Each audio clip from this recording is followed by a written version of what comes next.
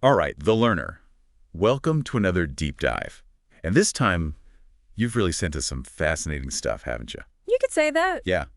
We're going deep into Napoleon Hill's Think and Grow Rich.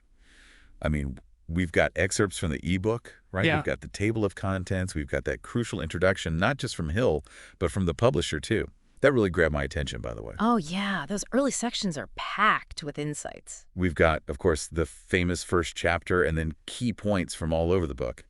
But today, our mission, if you choose to accept it, is to cut through the noise and get to the heart of it all. What are the most useful, actionable ideas we can pull from Think and Grow Rich? That's exactly it. Think of this as us finding those real gems, those nuggets of wisdom. We're not just summarizing, we're illuminating the aha moments, the points where Hill's philosophy truly comes alive. Right. And one of the big things Hill talks about is this secret formula, a key to wealth and success. He links it back to Andrew Carnegie, who was, of course, incredibly successful himself. Oh, a titan of industry. Exactly. And this book is really the culmination of Hill's work trying to understand and then share that very formula. It's a huge undertaking. You know, what struck me right away was the sheer weight of the endorsements, even in those very first pages. These aren't just any names. We're talking about a former president of the United States, someone who served as Chief Justice of the Supreme Court as well. Oh, wow. Talk about a resume, right? And this figure praised how well organized the principles were, calling it essential knowledge for any leader. I mean, that's huge coming from someone like that. It really is. Sets the bar high. And then you've got F.W. Woolworth. We all know the name, right? The man behind the Woolworth's empire. He flat out credits the 17 fundamentals from this very book, calling them the foundation of his success. That's a bold statement. Oh, he doesn't stop there. He even suggested the iconic Woolworth building, that skyscraper, stands as a testament to these very principles. Talk about putting your money where your mouth is. Wow. So right off the bat, we're dealing with some seriously heavy hitters. These are people who actually achieved incredible success. They're not just talking the talk, they walked the walk. And they directly link their achievements back to these principles. That speaks volumes, I think, about how these ideas can apply across different fields, different walks of life. Absolutely. And it really speaks to that central secret Hill is trying to unveil, doesn't it? It does, and he keeps hinting at it throughout the book. He does. He keeps mentioning it, but he never gives it a name. It's almost like he's saying you have to be ready, your mind has to be prepared, and then you'll recognize it when you see it.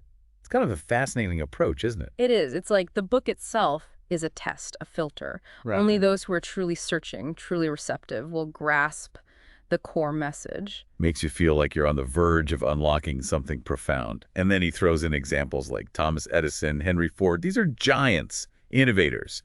And what's interesting is that they didn't necessarily have tons of formal education. Yeah, you don't need a fancy degree to tap into this secret to achieve great things. It's not about traditional schooling. It's about a way of thinking, a way of acting. Exactly. And Hill suggests that they succeeded, at least in part, because they understood this secret even if they couldn't articulate it. So it's something that can be learned, cultivated. And this is where we get into one of the core principles Hill emphasizes, definite desire. And to illustrate it, he tells the story of Edwin Barnes. This guy had a burning ambition. He wanted to become a business associate of Thomas Edison.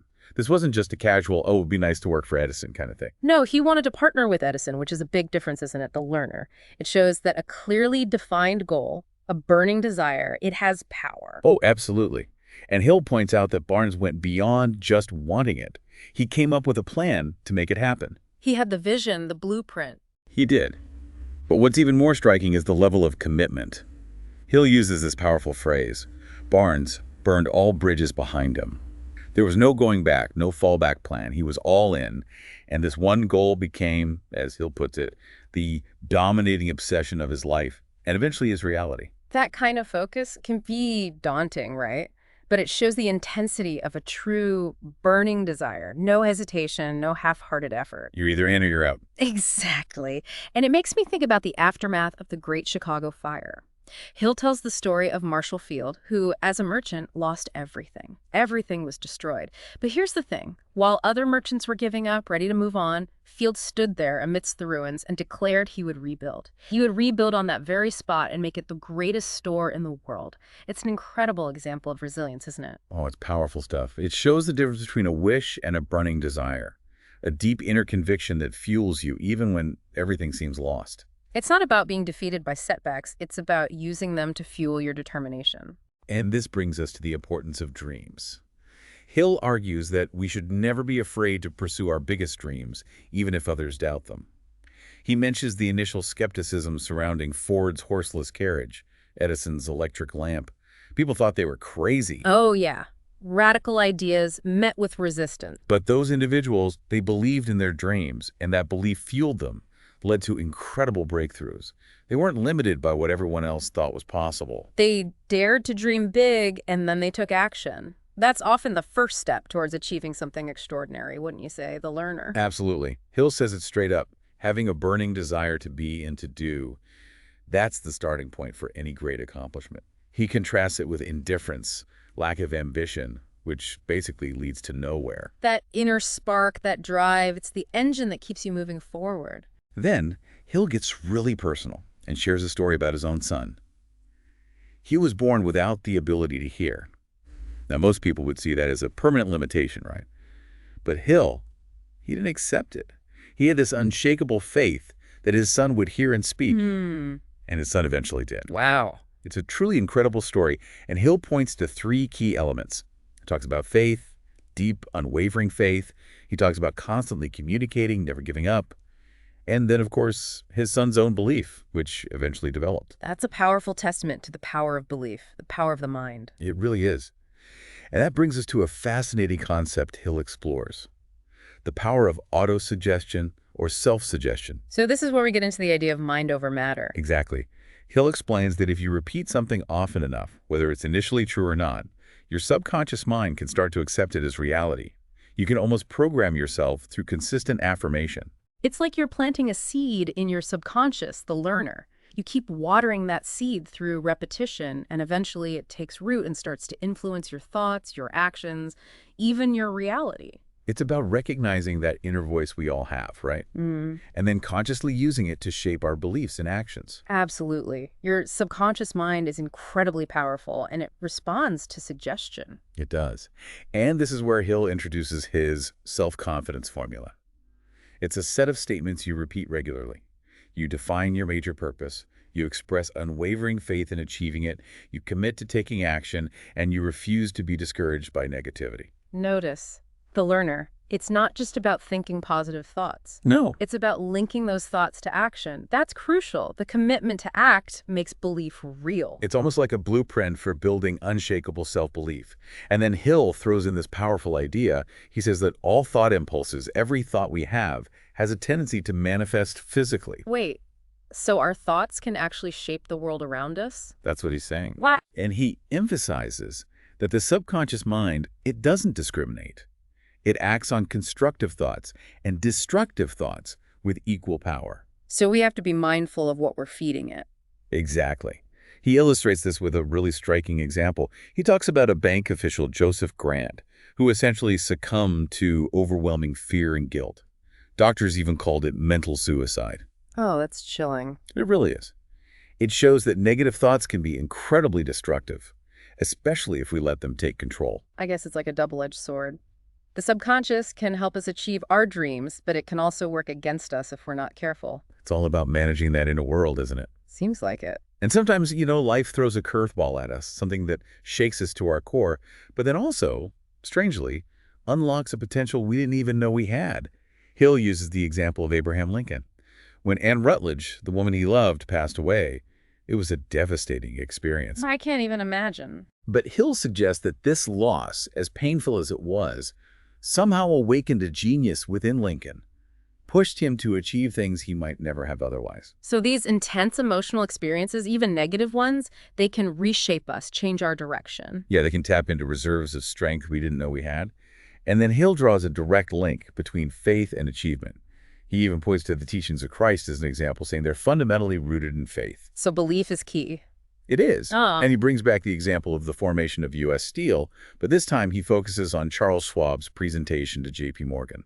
Morgan was the financier, the one who could make it happen. right. But Hill suggests that it wasn't just the financial projections that convinced Morgan.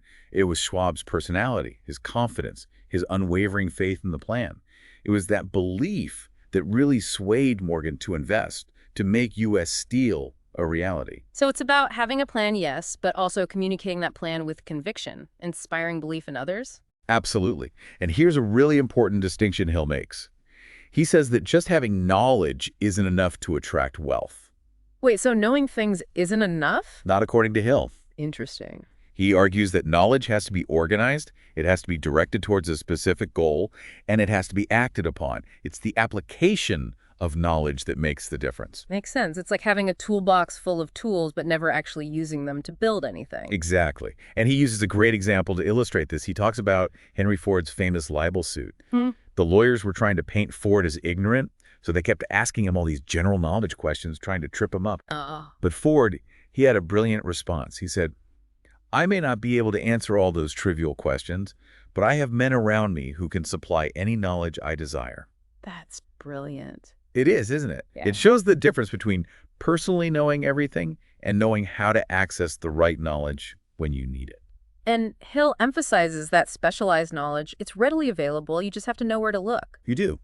And this is where he stresses the importance of constantly learning, of becoming a specialist in your field. He says formal education is just the beginning. You have to keep acquiring knowledge, especially knowledge that's directly related to your main purpose, your goals. It's about becoming an expert, a master of your craft. Exactly. Now, for those who might not have a lot of property or capital, Hill talks about planning the sale of personal services. In other words, using your skills and talents to create wealth. It's like marketing yourself, your unique abilities. Exactly. And he emphasizes that this requires just as much planning, just as much strategic thinking as any business venture. It's about taking your skills seriously and figuring out how to package and sell them effectively. I like that. And this leads naturally to a discussion of leadership. Hill outlines several qualities that set leaders apart. He talks about self-control, a sense of justice, being decisive, always going the extra mile, having a pleasant personality, and being empathetic. Those are qualities that inspire, that build trust. They do. And he observes that leadership is changing, becoming more collaborative. It's not just about giving orders anymore. It's about working together, building partnerships. It's about harnessing the collective intelligence of a team. Absolutely. And he gives a very specific piece of advice for anyone seeking a job. He calls it a written brief. It's like a lawyer preparing a case, but instead of presenting evidence for a trial, you're presenting evidence of your qualifications. So it's a detailed document outlining your skills, your experience, why you're the perfect fit for the job. Exactly. And you include everything. A statement of the service you offer, the exact position you want, your qualifications, why you're qualified, and even an offer to work on probation. That's bold. It is, but it shows confidence and willingness to prove yourself. He also emphasizes the importance of researching the employer, knowing their business inside and out. You have to show them you're serious, that you've done your homework. You do. And Hill connects this back to the bigger picture, the changing world. He talks about the shift from the rule of gold to the golden rule, the idea that we should treat others as we want to be treated. And he makes this really interesting point. He says that ultimately both employers and employees are employed by the public they serve. Their success depends on providing excellent service. It's a reminder that we're all in this together, that we have a responsibility to serve others well. Absolutely. Now, here's a section that I think is super valuable, the learner. Hill outlines the 30 major causes of failure.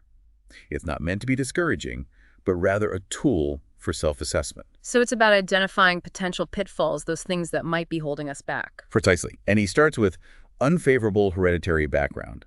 But interestingly, he says that's the only one you can't really change. So everything else is fair game? Yes. And even with hereditary challenges, he suggests the mastermind principle, which we'll talk about more later, can help you overcome them. Then he dives into these really thought-provoking questions. He wants you to examine the quality and quantity of service you're providing, the spirit behind your actions. So it's about taking a hard look at ourselves, our motivations, our contributions. It is. Then he shifts focus to organized capital, the role it plays in our lives. And he uses this surprisingly effective example, a simple breakfast in New York City. How can breakfast be so complicated? Well, he breaks down the complex system behind it. Think about all the people involved, the transportation, the infrastructure, the coordination required to get that food from the farm to your table. It's mind-boggling. Wow. It's easy to take it for granted. It is. And he's pointing out the essential role that organized capital plays in making all of that possible. It's the backbone of our modern world. It is. Then he talks about the capitalistic system itself. He acknowledges that it gets a lot of criticism, but he also emphasizes its role in creating wealth and opportunity, especially in America. It's a nuanced perspective. He's not blindly defending it, but he's highlighting its positive aspects. Right. And he makes a really important point. He says, don't try to get something for nothing. You have to provide value to contribute something in return. It's that idea of fair exchange, giving and receiving. Exactly. And then he talks about America specifically, saying it offers immense freedom and opportunity for those seeking wealth. And he touches on the law of economics, warning against the dangers of ignoring these fundamental principles. He even suggests it could lead to authoritarianism if we're not careful. Yeah, that's a sobering thought. It is. Now, to illustrate the power of a definite decision, Hill brings up the signing of the Declaration of Independence. Those men, they were putting everything on the line, their lives, their fortunes, their families, and yet they made a decision, a unified, unwavering decision. They were all in. They were. And Hill emphasizes the incredible power behind that decision. It wasn't just words on paper. It was a force that changed the course of history. So a clear decision made with conviction, it can be truly transformative. It can. Then he delves into the events leading up to the revolution, focusing on John Hancock and Samuel Adams. When British troops arrived in Boston, they didn't hesitate. They took a stand. They didn't wait for permission or approval. They didn't. And that's what sparked the formation of the Mastermind, that group of individuals working together for a common purpose, and the crucial committee of correspondence. So a small group, driven by a clear objective, they can ignite a revolution. They can. And Hill points out that decisive action is a hallmark of leadership. Leaders make decisions, they don't get stuck in indecision. And he actually criticizes some educational systems for fostering indecision, for not teaching students how to make clear, timely choices. That's an interesting point. We learn so many things in school, but decisiveness isn't always one of them. It's a crucial skill, though, isn't it? Then he introduces these contrasting mindsets: poverty consciousness and money consciousness. He says poverty consciousness often develops passively.